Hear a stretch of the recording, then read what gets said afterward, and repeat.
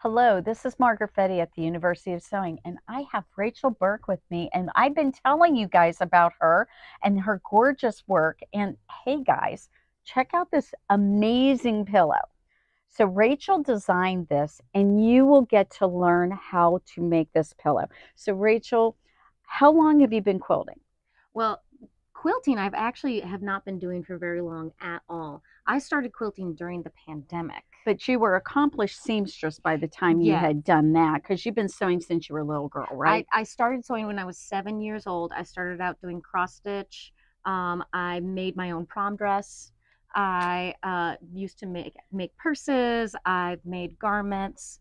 And I've made, you know, many, baby blankets and small things for my dolls when I was a kid. But then it wasn't until the pandemic that I actually began quilting, and I just instantly fell in love with it It's as pretty an fun, isn't artwork, it? Yes, as yes. just a way to do Express yourself. fabric art. Hmm. And I've loved it, and ever since then. Tell us about your quilt. There's a very Oh, special quilt you have to tell us about. yes. So this was very exciting. So the National Quilt Museum in Paducah, Kentucky, every 2 years they have a contest called New Quilts from an Old Favorite, where the requirement is that you create a wall hanging using a traditional quilt block.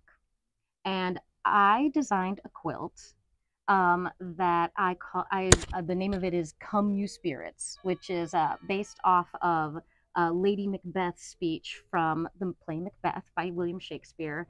And I used my background in cross stitching to create a very complex skull silhouette using only shades of gray and You X guys have to go blocks. on our website and check this out. It's really amazing. We've got it in her bio for this class. And this one is called Winter's Delight. Winter's Delight. Thank you I very love the much. word delight, don't you? It's a pretty And word. when you think about it, the first snowfall is the So most your delightful quilt's time. still down there, isn't it? Yes, my quilt is on display at the National Quilt Museum in Paducah, Kentucky for 2 years. Oh, They that they is just so get to exciting. keep it. So And we are so fortunate that she lives here in Bloomington, and she's going to teach a class for us. And check out this gorgeous quilt pillow. This is amazing looking, and you can come next Friday and be part of this class. This is stunning. It's a one-day class.